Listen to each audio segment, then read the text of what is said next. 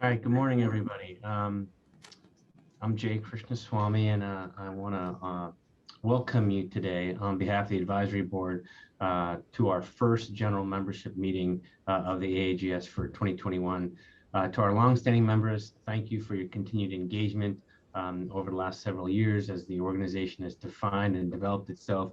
And to our new members, we're very excited to have you on board as we continue our launch phase for the organization.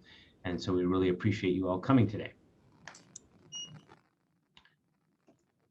The agenda, as far as the agenda today, once we complete our welcome and overview, we'll have some of the work of the individual existing committees be able to report out their interval activities since the October meeting.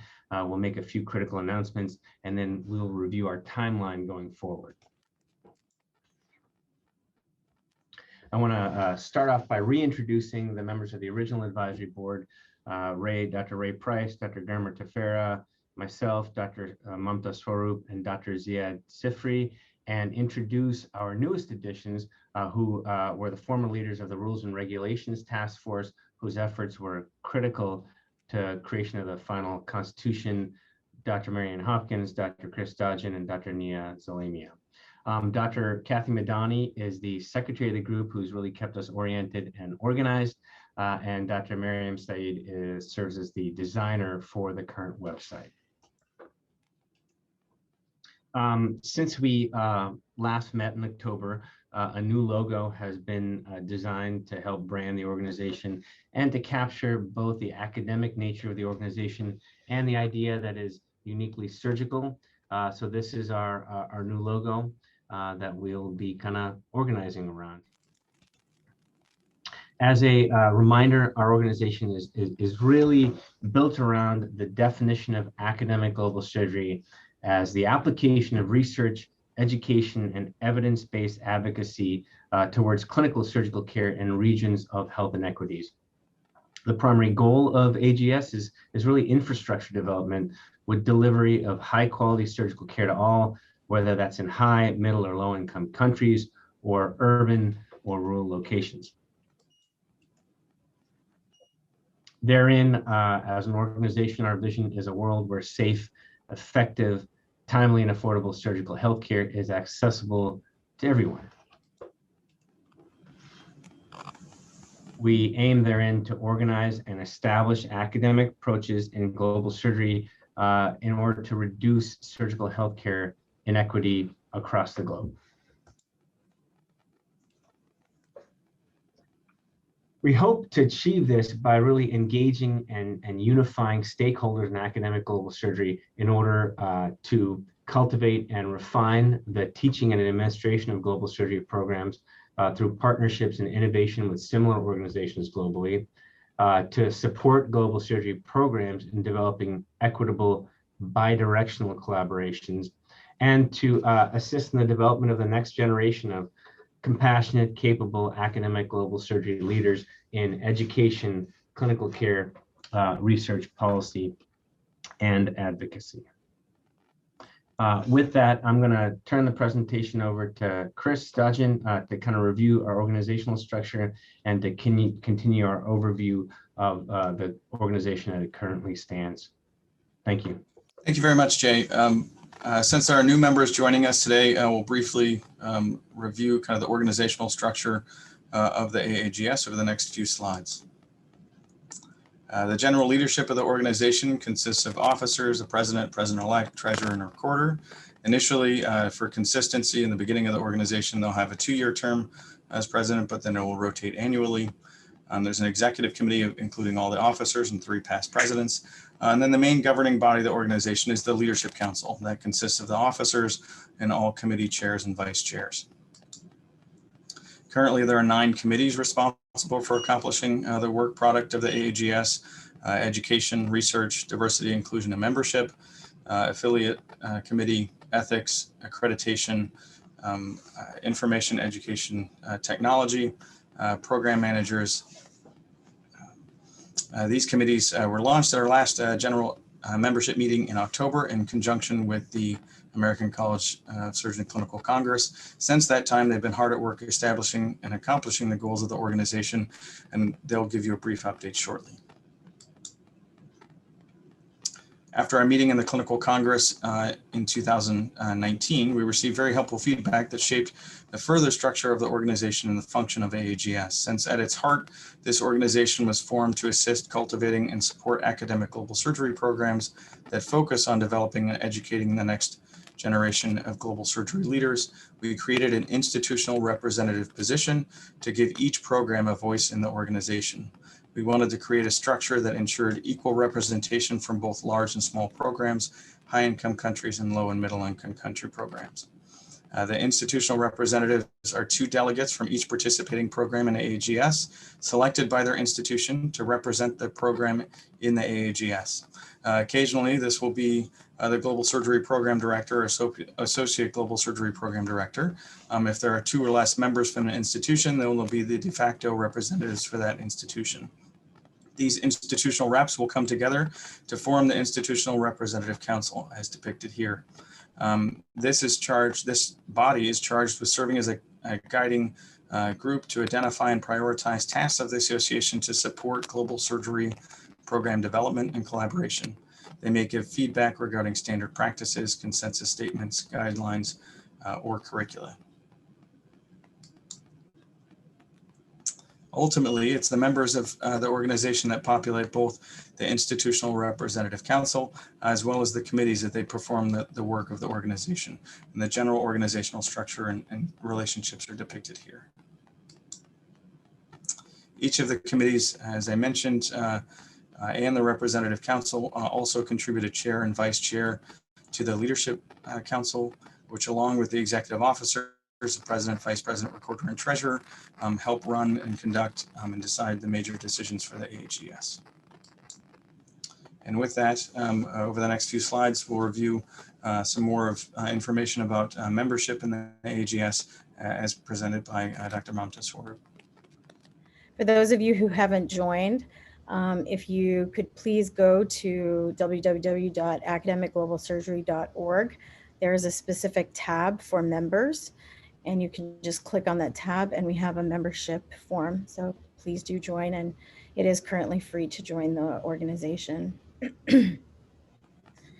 So the different membership categories that we have currently, to be a member of AAGS, you need to be board certified or eligible at an institution that has a surgical training program and is actively involved in academic global surgery work. An associate or candidate member is still in training, but has a significant interest or experience in global surgery work. There are elected candidate members on each of the committees.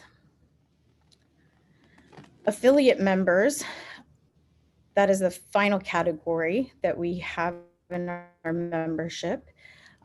These are folks who are not in any of the above criteria, and they also actively support or participate in academic global surgery pursuits. There was some initial debate regarding how to best define our senior members and how to best engage interested medical students. Therefore, they were not included in the initial constitution, but we will be adding these categories after this meeting. We now boast 137 primary members and 86 associate members from 14 countries and all 6 WHO regions and 77 universities. Just a breakdown of our associate members. To maintain membership in the AAGS, you must have an annual conflict of interest disclosure form. Our dues will be determined in the future.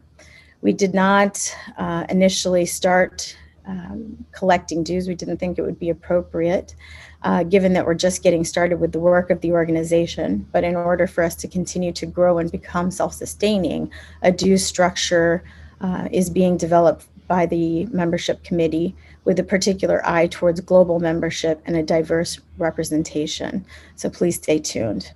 We would like this to be a globally representative organization, and with that, we encourage everybody to reach out to their high income and low and middle income country partners. And the more diverse our partnership and participants are and engagement is, we'll be more likely to achieve our actual vision of safe, effective, timely, and affordable surgical healthcare for all. And now we can have our committee updates. We'll start off with accreditation, and there will be our second presenter will be the research committee. So if we can begin our committee updates. Thank you for the opportunity to present what the accreditation committee has been working on. I'm Thomas Sims. I'm a pediatric surgeon at the University of Illinois at Chicago. My co-lead has been Rolando Rolandelli, chair of surgery at Morristown Medical Center in New Jersey. I would like to thank the other active members of our committee for their passion and contributions to the accreditation committee. It's been a joy to work with this group. In our first meeting in October, we undertook the duty of developing accreditation standards, regulations, and guidelines to strengthen academic global surgery programs. At that time, we established the objectives that you see here to define a global surgery program that would apply for accreditation. Secondly, to identify governing bodies or organizations that could provide support for an accreditation process, and to identify already existing criteria for accreditation. I would like to now on the next slide walk you through each of the deliverables we have for those objectives. I apologize for how crowded this slide is, but this is the definition that we suggest for a global surgery program that would apply for accreditation. Hours of discussion and a fair amount of compromise have gone into this. The definition became intermittently more complex and verbose, and then we would cut it all down and then start over and build back up again. The discussion mainly revolved around two things: the difficulty in concisely and completely defining global surgery, and also attempting to define what that a program is seeking to serve a population receiving inequitable care, but without using negative language or giving a negative connotation to the population in focus. So eventually we stopped trying to define that distinction, but we'll probably visit that again in the future. We felt that some programs will be stronger in some aspects of global surgery than others, and no one program is probably outstanding in every aspect. So we proposed that a program could apply for accreditation as a global surgery program in any combination of the following categories: advocacy, clinical care, education, health policy, and research. We have assembled a longer list and a short list of organizations that we think would be good to support AAGS in an accreditation process. The short list is here. We chose organizations that have a similar focus to our committee and might be helpful in guiding us in this endeavor, as well as organizations that we thought might lend credibility to accreditation, since AAGS is a nascent organization.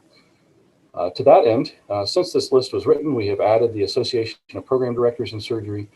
The Accreditation Council for International Medical Programs you see here is working on an accreditation process also, but they seem to be focused mostly on clinical care.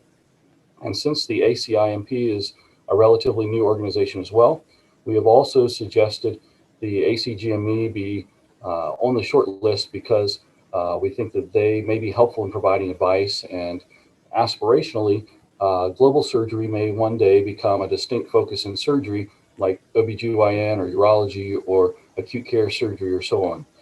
On the next slide, to date, we have identified no organizations who are providing global health accreditation at this time. So this is a potentially groundbreaking endeavor. As we have begun trying to map out an actual accreditation process and establish standards for a program to meet, there is still a lot of discussion about what we want the final product to be. To be relevant, we can't be extremely exclusive or set standards that deter developing programs. Part of our purpose states that we are to strengthen academic global surgery programs. So we envision a role in helping programs develop by setting attainable standards.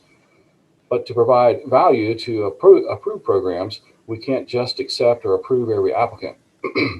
So we've discussed having tiers of programs like level 1, 2, and 3, or gold, silver, and bronze. but that begins to be fairly complex evaluation. We are also still discussing if this should be a one-time approval process like becoming a fellow of the American College of Surgeons, or whether this should be a recurring assessment like the ACGME certification or trauma verification. There are advocates of both approaches within our committee, and we would appreciate any feedback the advisory board and the general membership has. We are still trying to answer these questions, but we have begun constructing criteria or a framework for accreditation, and this process will likely take us several months. Once we have established a process and framework for accreditation that is approved by AAGS, we will need a standing body to review and evaluate applicant programs, and that may require some administrative support. Thank you again for the opportunity to present what we've been working on. Next, we'll have a presentation from the affiliate committee, now chaired by Rondi Kaufman. I don't believe Dr. Kaufman or Dr. Maloney were able to join us. I'll try and summarize. So they identified different affiliate organizations potentially that have similar goals to the AAGS. They've reached out to those organizations, kind of introduced AAGS to them and reviewed our mission and objectives and sort of brainstormed about identifying initial ways to engage those affiliates. Some of the challenges that they ran into is that the affiliate membership in the AAGS is currently low. And some of that is we aren't as clear. We've are in the process of defining our membership packet and the value added for affiliate members. How do we include many of our partners in sort of the global surgery ecosystem and encourage them to have a voice within this organization. And so we're putting together those key deliverables and the reasons that affiliate members should join, and then what we can achieve together. The next steps for the affiliate committee really is working with the other committees within AAGS, in particular the membership committee, as again they're putting together the main membership packet and information and value of AAGS or why to become an AAGS member, ensure that there are particular focus or emphasis placed on recruitment of further affiliate members so we can have greater input and figure out how we can collaborate together and as it stated before, improve the overall surgical ecosystem across the board in all specialties. And then marketing to different affiliate groups with that information, trying to figure out where the synergy happens to be, and maybe including sort of joint sponsorships of different meetings and whatnot as things move forward. And with that, we'll go ahead and get an update from the research committee. I believe Dr. Bowick is here to present. Thanks so much. I'm Marissa Beck. I'm a trauma critical care faculty at UCSF, and also Dr. Terry Chin's on the call as well. And you see here our members. We could just advance. Thank you. So basically, we had one meeting since the October session. We all came together initially, and our main issue with all of us gathering together, which was shared with the advisory council and everything, was that we're kind of struggling with figuring out leadership of our committee as well as representation from international collaborators. And so what we're trying to do now is, between our committee members, figure out the top 3 priorities that each of the members feel like we should focus on for the remainder of this year. And so that's going to be determined before our next meeting in April. We are going to have right now about every other month meetings with the whole committee, and then potentially have smaller group meetings based on specific tasks. And so one of, at least right now, a shared goal that we've highlighted amongst all of us when we chatted is that we really want to increase international representation, both in AAGS as a whole, as well as on our research committee. And so what we're going to try to work on, as we've highlighted how people can join, is we want to generate a list of potential international colleagues or institutions that we want to reach out to invite to join. And then we've been working on clarifying committee leadership process in terms, which I know is still evolving at a more organizational level. And we are chatting about, which I think is under consideration or already decided, about 2-year terms where we have the co-lead. So it's a chair and a vice chair that kind of alternate so that you don't lose leadership and you have continuity. And then trying to also potentially have always a non-US co-lead with a potential US or North American co-lead. And then one task that we've put to our committee members as a potential item to focus on is to assess all of the AAGS membership regarding research-related assets or needs. And these could fall into categories such as available or needed resources, infrastructure, education or training needs, and mentorship needs. And then that could best inform future interventions of our committee. And then another highlighted item was whether we want to take advantage of how many individuals we have in this group to develop a network of researchers and try to catalog ongoing or completed projects to facilitate collaboration and next steps of our work. And then also to work on compiling existing research-related resources into a central location, something like open access programs or research courses, and then potentially, once identifying the gaps in the existing courses, then try to develop future courses to address those gaps. And I think that's all the updates we have. I'll hand it off to Terry if she has anything to add. Thank you, Dr. Beck. I think we really want to encourage other people. If you have other ideas or any other ways of collaborating, we're totally open for that. All right, thank you both very much. With that, we'll move on to the update from the membership committee, and I believe Dr. Newman. We actually decided that we had a few tasks to accomplish. One was that we needed to develop a membership, a recruitment brochure, et cetera. And this is sort of our first effort to do so that we encourage people both nationally and internationally to join the group. So that's one of our first initiatives. Our second initiative was to look at a dues structure. And the next slide. We propose in the dues structure, there is supposed to be an in-between slide of the dues structure. I apologize about that. So the dues structure is still under kind of review. I didn't include it here because it hasn't been solidified. Well, I just wanted to say that the dues structure that we proposed was actually based on little data, because we felt that it was important for the advisory group and the leadership to have a budget so that we could more appropriately consider the dues structure. We looked at the categories that existed. We felt that those were all important categories. We felt that the emeritus category should exist, but that to become emeritus, you had to have paid dues for a period of time and then apply for emeritus status, not automatically get it at a certain age or a certain tenure in the organization. We felt that the student groups should be vetted through the student organizations, because otherwise it would produce an onerous burden on the membership committee, et cetera. So we recommended that. We changed some of the wording in the categories as they were in the Constitution. For example, board eligible is not considered an appropriate term by any board. So things like that. We agreed with the institutional membership, but we also recommended a category of organizational membership, and we divided it in payment groups of high income, middle income, and low income countries, and by each of the different categories. And we sent that to the leadership for consideration. And then we talked about how we are going to engage and recruit other organizations, and that currently we are going to look at our personal connections and affiliations to do so, both to the professional societies and as well as to our colleagues and friends locally and internationally. So we still have a great deal of work to do, and we're looking for feedback from the leadership as to the dues. We feel that it's appropriate for us to really have a dues structure before we aggressively recruit more people.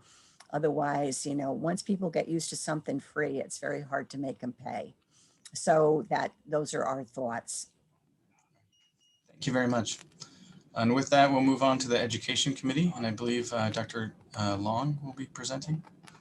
Yes, thanks, Chris. It's great to see everybody today, and thank you guys for giving us a couple of moments to update you on the work of the Education Committee, which is a very large committee and tackling a pretty large task. If you can go to the next slide for us, Chris. So when we first met after the October meeting, our goal was to start with a couple of things. First, defining what do we want to look at as standard global health competencies. And there's already some great work being done on that. So we're trying to accumulate some of the resources that relate to this. And then we, through a lot of discussion, decided that there were really two types of education that we wanted to be able to support and offer.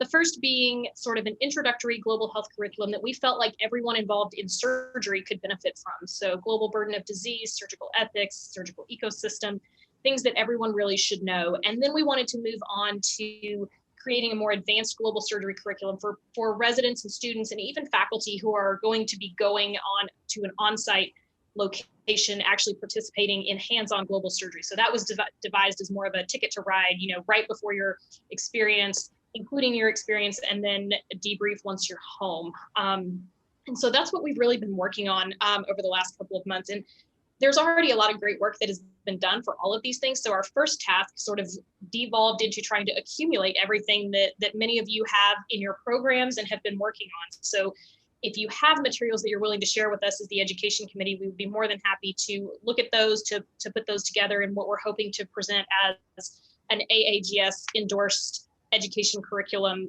recommended for all programs. And so what we ultimately hope to have is something available on our website, on our section of the AAGS website, representing this is what the AAGS feels like is core curriculum content for anybody engaged in global surgery. And we know that's going to span across several different areas and multiple different levels of learners. So we're open to suggestions. We're going to be working closely with the program directors and program managers committee because a lot of that work has already been done. Many programs have pre-trip handbooks and materials that they use for their trainees that are going to be traveling. And so we're going to be accumulating all of that and hopefully recommending to you guys what we think would be sort of the ideal gold standard curriculum. And I don't know, I think Dr. Hayton is on as well, and I'll let him contribute if he has anything else to add.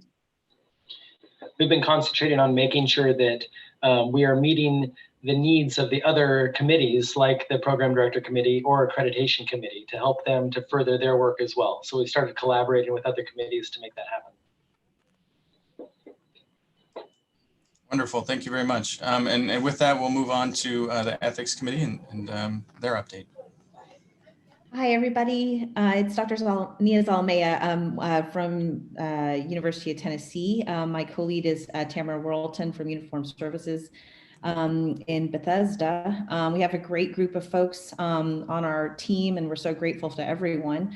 The primary work that we've been doing over the last 4 or 5 months really has been to kind of think about what the needs of the organization are as a structure, but also what the needs of the kind of ecosystem, if you will, of academic global surgery might be.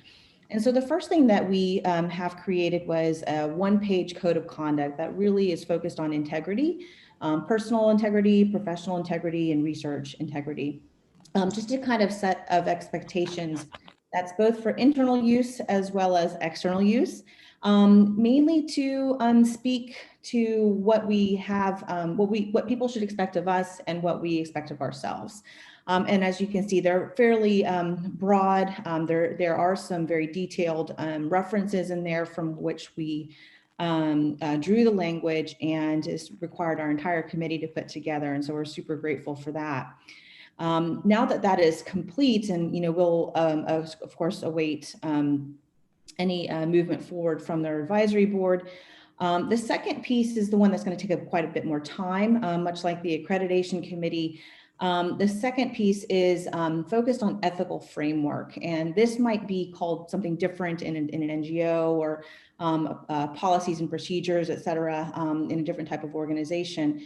But this is where the details are with regards to publishing, with regards to clinical care, all the things that kind of, it's almost like an ethical handbook, if you will. Of course, it's going to be a living document, but we are drawing from all sorts of resources with regards to this. Dr. Al-Hanai, who was very deeply involved in presenting the work at the Batoon Roundtable recently, gave us a bit of a presentation with regards to her work and their work. And so we're looking forward to their publication coming in the spring. And so with the ethical framework, we're going to be engaging just about every other committee on this, as it does affect education, it does affect accreditation, it must be informed by considerations around membership, et cetera. And so this is going to take a bit of time, but once complete will be a great foundation for us to jump off of with regards to work, both internal to the organization, but even more importantly with our programs that we develop and that we run. In terms of the future, the primary goals are collaboration. We do see the Ethics Committee as being a resource, hopefully, for AAGS in general, to be able to be an internal resource and a set of bodies that are supposed to be thinking about this for the organization throughout the process as new programs arise, as questions arise, et cetera, in addition to internal training for the organization and its membership. Thanks so much. With that, we'll move on to the Information Education Technology Committee update. We're really going to be a committee or a process that's going to evolve over the next few years. The first thing we did was to look for some young people who are whose technology does not frighten them. And we have 3 new candidate members joining Ava Yap, who was originally on the committee, Erin Scott, Katrina Tate, and Aditi Kashikar. We've had a couple of meetings talking about who we are and what we want to accomplish. We really feel that we are both the window to the world for AAGS and the world's window to us, and trying to stand up the appropriate aspects of that was what we decided to embark upon. So one of the first things we did was to talk with Dr. Swaroop and Dr. Madani about the website, which is currently being maintained by them. And they were very helpful in sharing with us the mechanics of that. We then sent out a survey, next slide please, to the other committees to ask them how we can help them, how we can support them. And from the graph you see, what the other committees would like us to do is to archive and to have research grants and opportunities available. Certainly the global research curriculum that the curriculum education committees standing up would be accessible and available, and relevant academic resources. Others categories of information included online modules, chat forums, and so on. We did ask the other committees what social media they felt most comfortable with or felt that we should engage in. And Twitter was the most common, #1, and Facebook was #2. Next slide. What do we plan to do next? We're looking at the global surgery experiences that are out there, the existence of pathways, and with the Education Committee helping us do that, to archive that and make that available. We're looking to update the website content, really be a repository for opportunities for our membership as well as others. With our new members, we began to delegate responsibilities such as media outreach, calendar upkeep, and what we would like to do maybe not with every committee, but with most committees, is to have a liaison from the IET committee participate in the meetings of the other committees so that the information gets quickly transferred to us where we can be helpful. And then it was a common theme to think about a member portal and other discussion forums that could be set up for voting and other AAGS activities. So we're a work in progress, and we would welcome any of the other committees or members' interest in the IET committee. Thank you very much. Great, thank you very much. And with that, we'll move on to the Program Managers Committee, I think presented by Jonathan Nellermo. Great, thank you, Chris. Can you hear me? Yes. All right, fantastic. Well, thank you very much, by the way, for the IET committee's invitation to send your members to ours or any other committees. We would love to have you included, so we'll take you up on that offer. I want to draw your attention to the top left screen, even though it's itty bitty. We have a wonderful composition within the Program Management Committee. You can see there that there's a whole array of programs that represents nascent programs to more mature programs that have been around for a decade. I represent the University of Utah. My vice chair co-lead is Luther Ward. Our group is actually still in the process of casting ballots, so that's kind of a nice indication if that's how it goes. We really enjoy this community of program managers and just want to give a shout out to everyone on the call. In particular, if you want to go to the next slide, our 4 months of meetings have had some really important concrete outputs. And one is just getting program managers together talking. Communication between programs is sometimes why within the field of global surgery, we don't move forward together. There's so much siloing of information. And then there's also just-in-time information that would have been great to know that a month ago or 3 months ago or whatever. And so having some kind of middle management communication is frequently what is possible when you get program management together. It's a tier within global surgery, which is very important. So I care very much about this committee because it represents a strata of strength that we want to make sure continues and grows as global surgery actually is truly a global enterprise, and our community of practice is stronger and more robust. So the next one, we've discovered our why slowly. I listed there. We are a pretty practical group, and so we're looking at what are the questions you would need to ask if you were setting up a program. There's a whole spectrum, like I mentioned, of programs that are running full steam ahead and programs that are just beginning. And so we want to address at least the beginning side of that spectrum, if not kind of develop some awareness of how the full distribution of programs have unique needs that we can meet as a committee.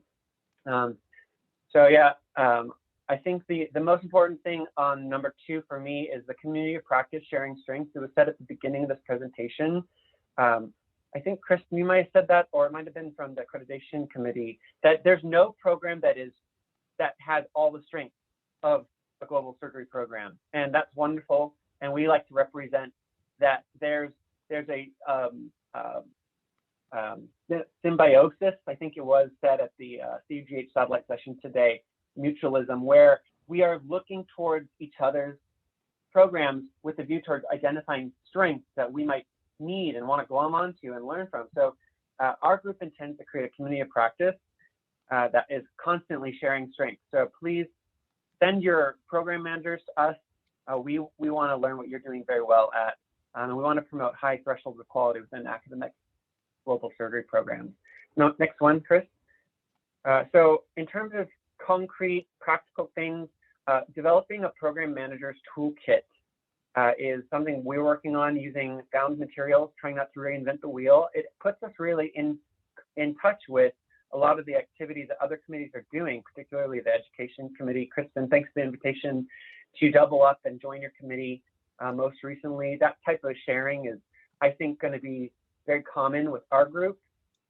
you can go to the next one. I think the number 4 is really the best metaphor to describe what I feel the Program Managers Committee can contribute to AAGS is to form part of the connective tissue between the committees. A lot of program managers are cross-functioning professionals, and so they're able to do a lot, and they also have their hands in quite a lot in order to keep programs of academic global surgery running. So feeding information to your committees as input is something that we would expect we could do. And then also kind of like the IET program, just listening in so that way we can draft off of your successes and incorporate some of the things into what we're doing.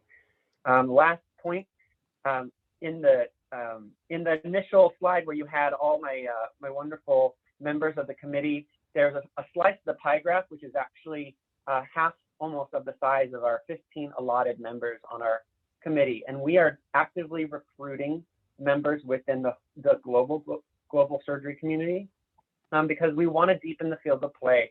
It's important that if we can bring our committee to full strength in a way that's cognizant of the trajectory of global surgery programs and kind of be strategic about how do we feed our recruitment so that way we're pulling in all kinds of different folks rather than the usual suspects within global surgery. I think it's going to knit the overall framework of this community very well. So thank you very much, Chris. Great, thank you very much, Jonathan. And I have had the good fortune of helping lead the Rules and Regulations Committee over the last few months. So I'll give you a brief update regarding that. So we are tasked with sort of being the stewards of the Constitution and updating the Constitution to reflect sort of changes within the organization. We've met about 5 times since October.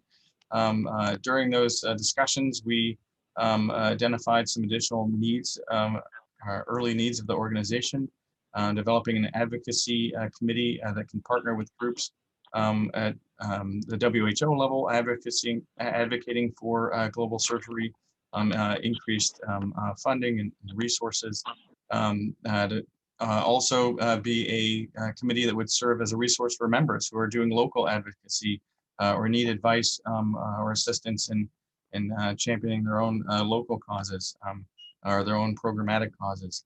And then the advocacy committee would update the membership, or the plan would be that they would update the membership regularly regarding various global surgery advocacy efforts, kind of keep a finger on the pulse and let everyone know what's going on, or how the AAGS members could potentially get involved, or how that may go along with what their program goals may be. The program committee would focus on the content for the biannual meetings, work in conjunction with the other committees to populate a program that helps move us all forward in terms of educational content we all kind of learn from. The finance committee would help both help keep the books of the organization, but also investigate other potential funding opportunities. How do we move us all together forward? Are there other grants or things that we'd be able to garner as a group, or the different programs may be able to work together and make some of those connections that again can provide additional financing for some of the work. And then we felt like the associate members, the candidate members, deserve their own committee within the group to have their own voice, their own 15-member committee and own voice on the leadership council, to kind of champion their own issues and make sure that they are able to advance their own causes and move things forward. Similarly, with the formation of the new medical student category, they would have their own committee. This was mentioned previously, but the additional membership categories of a senior or emeritus members, the medical student member, and then as mentioned by Dr. Newman, an organizational membership category, which would be new to the Constitution, which would be more sponsoring non-academic programs, but sponsoring organizations that are involved in the global surgery efforts and would support AAGS financially or through other inputs. And then we reviewed sort of structural considerations for meetings and elections. Again, we decided on biannual meetings to more frequently update the general membership. We decided for both virtual and live post-COVID era meetings. Again, we want to be a globally representative organization. So in order to do that well, we need to make sure that our meetings and work is globally accessible. And I think a great way to do that is through the virtual platform, which we've all become familiar with over the last year. And then we're still working and defining the basic administrative needs of the AAGS, and working with the Information, Education, and Technology Committee to figure out what are the best platforms to kind of administer the organization. Our future goals, and I alluded to this, is we're working with the membership committee to kind of define the value to low and middle income country members or global members outside the US, and create a membership packet and promotional materials that we can send out and market. So again, we get that broader voice within the community of global surgery. I would like, again, this to be globally representative. And so please reach out to your high income partners, your low and middle income partners. The more diverse participation and engagement we can have, the more likely we are to achieve the vision of safe, effective, timely, and affordable surgical healthcare for all. And ultimately, as alluded to, I think, by Dr. Beck in the research committee, we'd like our leadership to ultimately reflect the membership and our global engagement. So we're looking to actively increase the amount of LMIC within leadership position. And with that, I'll move right into kind of the next step or phase of the meeting, which is the general announcements. So as I mentioned in the rules and regulations update, we did decide to form some additional committees as listed here: advocacy, finance, program associate member and candidate or candidate member, and medical student committee. Those committees will undergo an election process, which is similar to what we did last October, which is includes a self-nomination process where you write sort of why you would like to be on that committee, and then a ballot will go out to all members from which we'll secure voting to populate the committees. Additionally, there are a handful of older committees or committees that were established in October that do not have full membership. The membership committee being one of those, the Rules and Regulations Committee, the IET, and the research committees in particular with focus on LMIC members. Currently, we're looking to populate all of these new committees and the old committees up to a membership of 8 members. Because again, the rules of the organization state that we're really trying to turn over the members of the committee every year, and half of that population. So not everybody leaves the committee at the same time, again, to provide that memory of what's been going on with the groups. And so we're looking for 8 members in each of these new committees, and then to populate the old committees up to a level of 8 members. Please look for an email in April with more details, again, and that will write out the purposes of these new committees, and then what the self-nomination process looks like. I covered most of this. Again, our committee positions and executive positions are self-nominated or peer-nominated. Again, we're select about half of the members of each committee annually. And all members, all general members are eligible to vote for committee positions. For the officers, we plan to elect executive leadership this summer. So again, stay tuned to that announcement. And again, you're allowed to self-nominate. Those nominations will be reviewed by a nominating committee. Once the final candidates are selected, those officers will be elected by the institutional representatives and the leadership council members.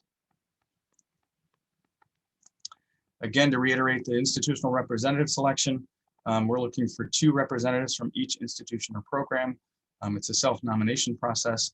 What's new to this or different about this self-nomination process is it is required to get a letter of support from the chairman of your program. Again, we're putting together promotional materials for AAGS that we will circulate around to all members that may help inform the discussion with your chair as you're soliciting that letter. And then that group will self-elect a chair and vice chair to serve on the Leadership Council moving forward. Nominations will be due for these representative positions in late April. So again, stay tuned. Finally, all of the formation of these new membership categories and committees require constitutional changes. The one other thing that hasn't been mentioned is that we are expanding the voting rights of the affiliate members. In the original constitution, is oversight that they were originally only allowed to vote on matters pertaining to other affiliate members. We're expanding that to be full voting rights within the organization. And a voting form will be sent out to the general membership in April. So please fill out that form and whether you vote to approve these additional membership categories and additional committees. And with that, I'll pass things back to Dr. Swaroop to go over the remaining timeline for this year or up through the fall for AAGS. So it seems like it hasn't been very long since we began, or it could have seemed like we've been doing this for quite some time.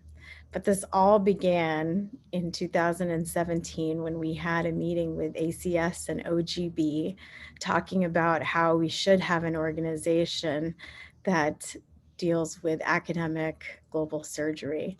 And we started it off with the Consortium for Academic Global Surgery Programs. And we had a loose group of people who came together and had this idea born.